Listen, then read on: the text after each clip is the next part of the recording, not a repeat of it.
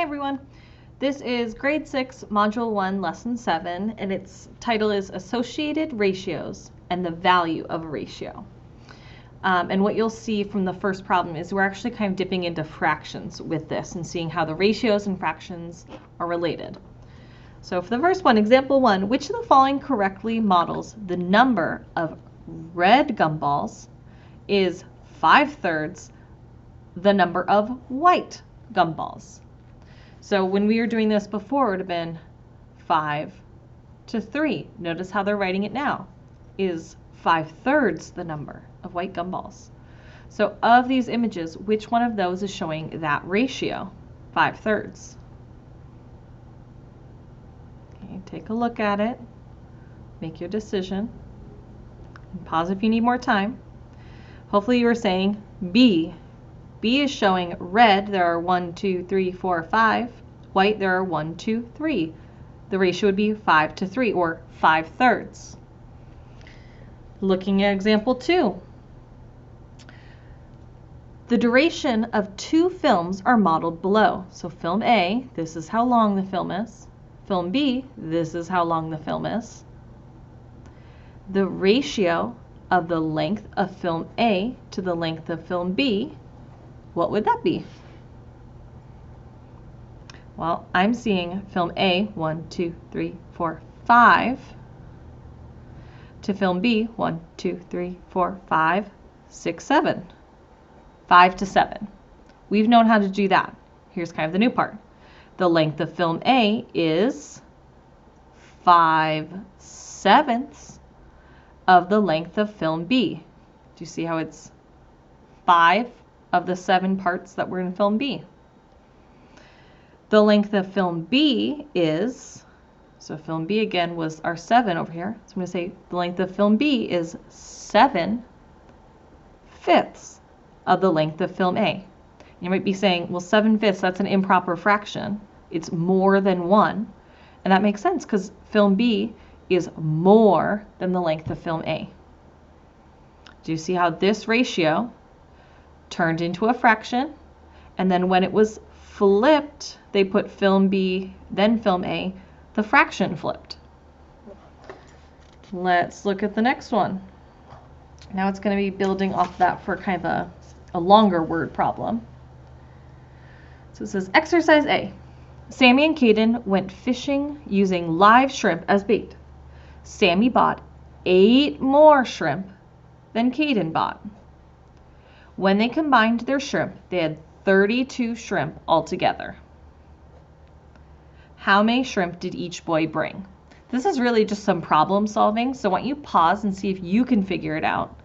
And if you need a little hint, you can unpause in a moment and figure out what I'm doing and see if that might help you. All right, hopefully you've tried your best to figure it out. Here's what I'm thinking. I'm going to make a little table. I'm going to make this Sammy and Caden. So let's say Sammy just bought 1 shrimp. Or excuse me, Sammy bought 8 more than Caden. So I should really have done this the other way. But let's say Caden bought 1 shrimp. Sammy bought 8 more than that. What would be 8 more than 1? 9.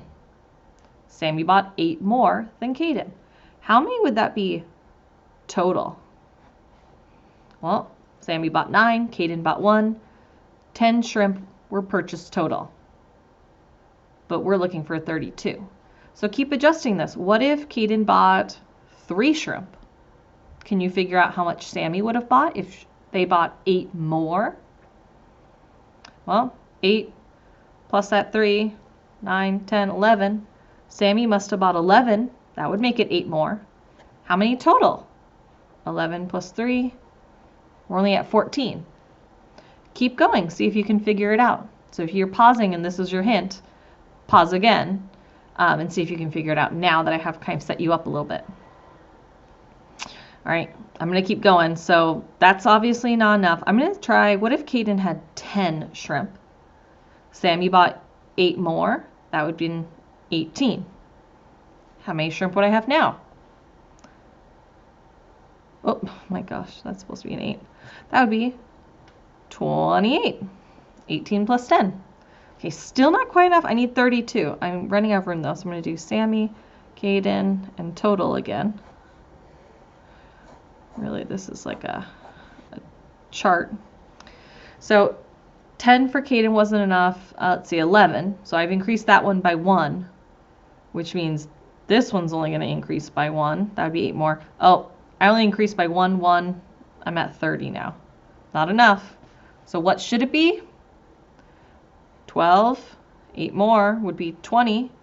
20 plus 12, 32. There we have it. So the question is, when they combine, or how many shrimp did each boy bring? Caden brought 12 shrimp, and Sammy, I should really write this out, but I'm running out of room, bought 20 shrimp.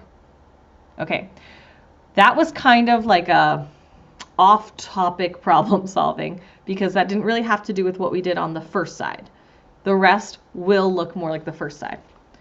So now it's saying, what is the ratio of the number of shrimp Sammy bought to the number of shrimp Caden bought? We're using these numbers. What would that look like? Sorry, I thought someone was at my door. The ratio of the number of shrimp Sammy bought 20, to the number of shrimp Caden bought, 12. We've done this. We've built some ratios. Okay, let's see if you can figure out C. Express the number of shrimp Sammy bought as a fraction of the number of shrimp Caden bought. So we're using the same terms here, Sammy and Caden. How would you change this ratio into a fraction? Well, they kept it in the same order.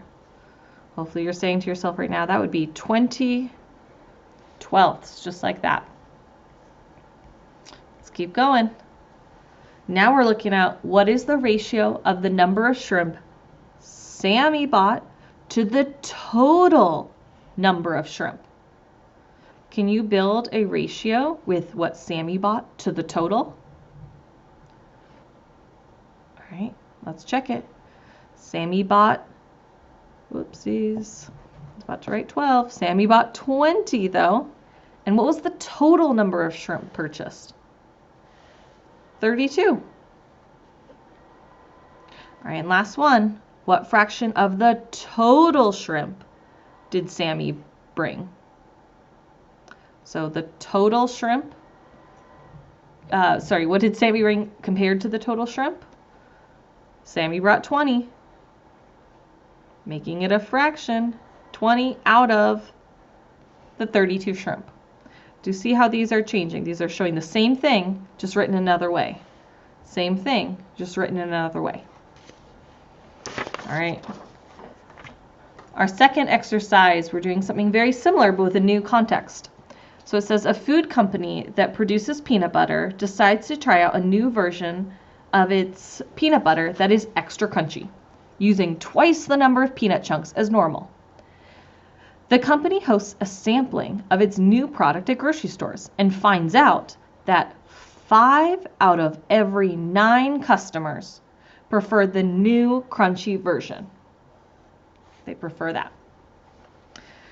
Let's make a list of ratios that might be relevant for this situation. So the number preferring new extra crunchy to the total number surveyed.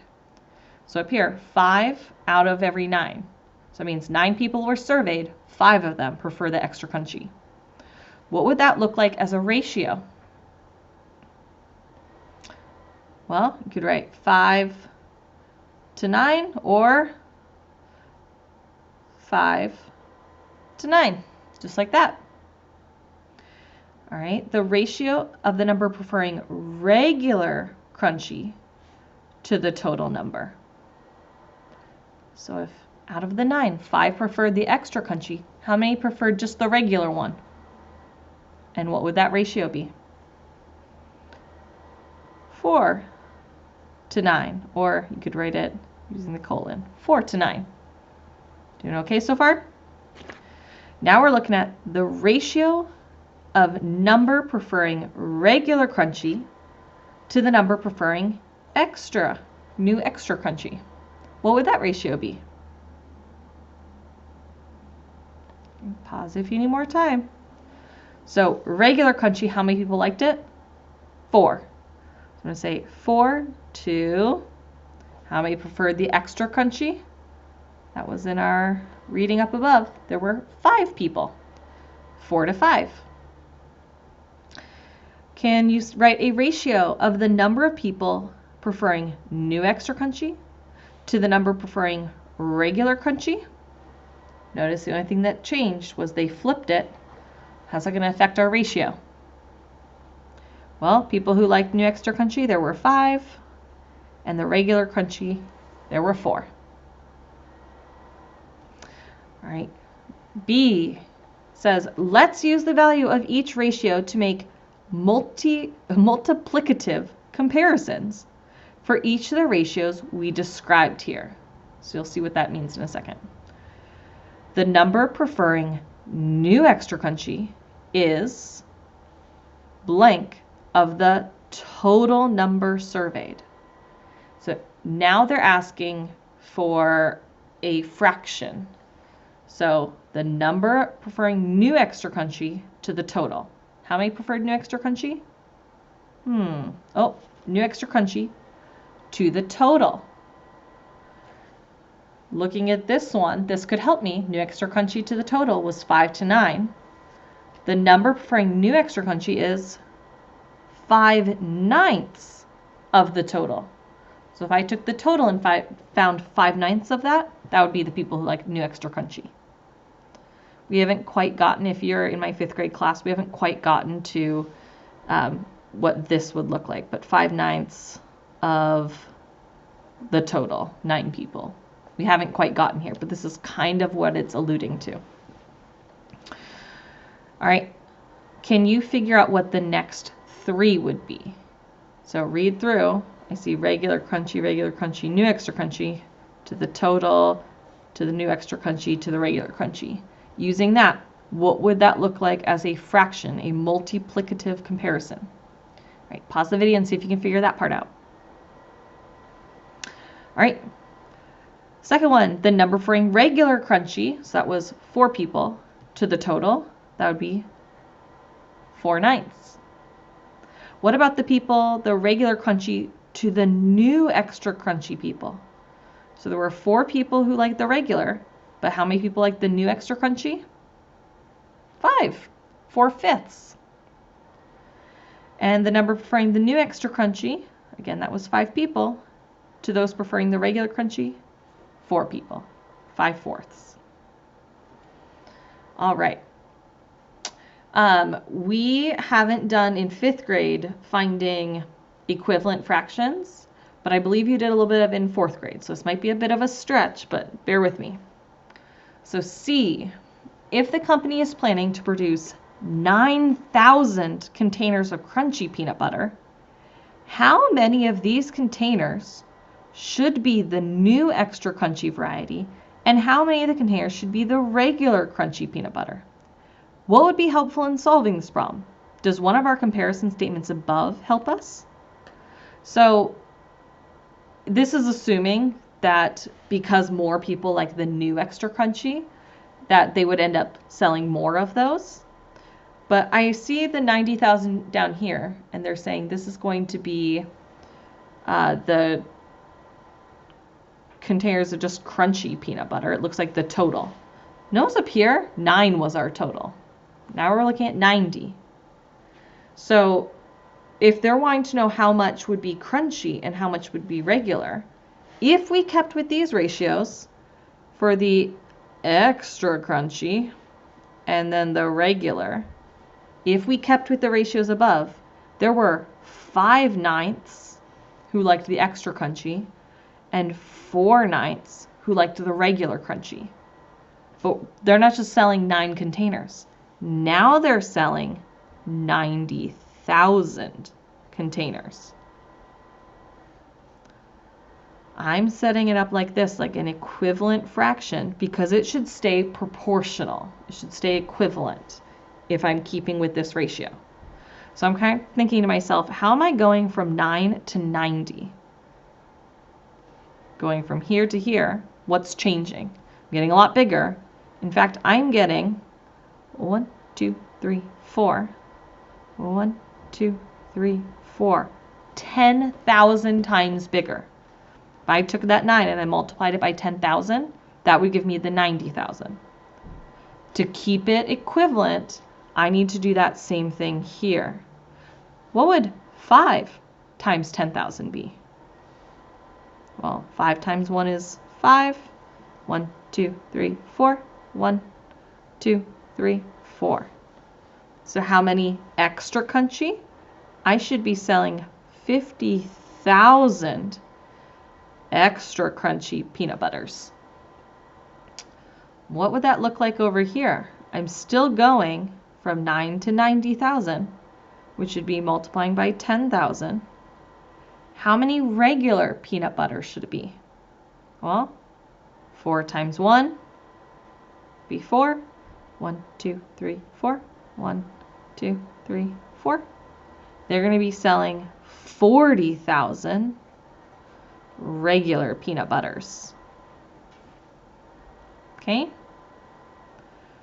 We have to multiply by the same thing on my numerator and denominator to keep it equivalent, to keep that ratio the same.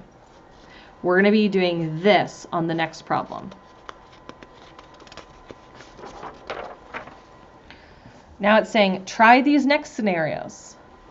Now if the company decides to produce 2,000 containers of regular crunchy peanut butter, how many containers of new extra crunchy peanut butter would they produce? So I'm looking at regular to crunchy. Over here, regular to extra crunchy was 4 to 5, or regular to extra crunchy, 4 to 5. So reg to extra was 4 to 5. But now they're not just selling 4 regular crunchies, they're selling 2,000. So I'm going to set this up again as an equivalent fraction, just like that. If the ratio is staying the same, I need to multiply by the same thing on the top and bottom. So I have to figure out, how am I going from a 4 to 2,000? And here's the tricky part. I cannot do 4 times anything to get to 2.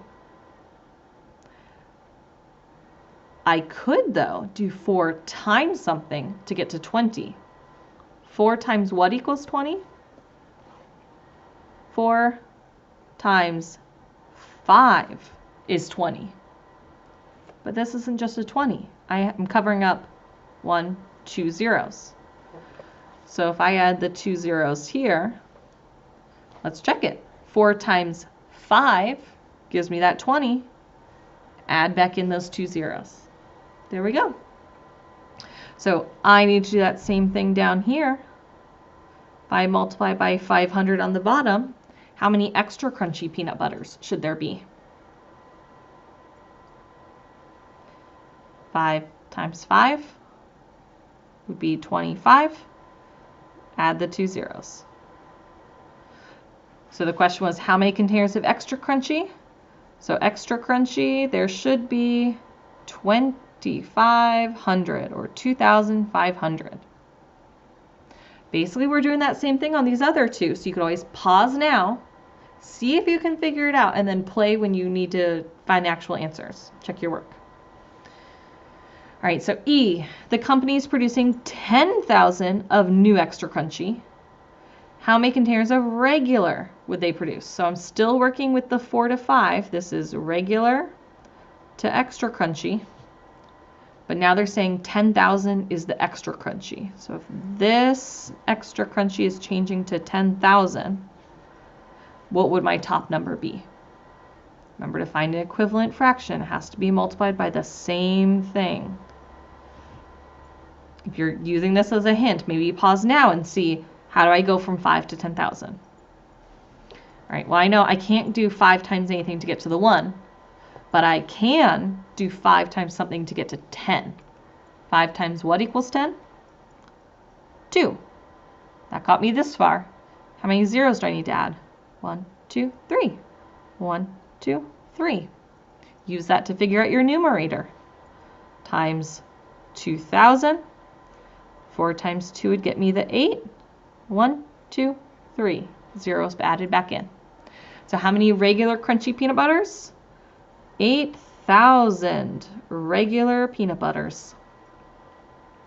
And last one, if the company decided to only purchase 3,000 containers of extra crunchy, how many containers of regular crunchy peanut butter would it produce?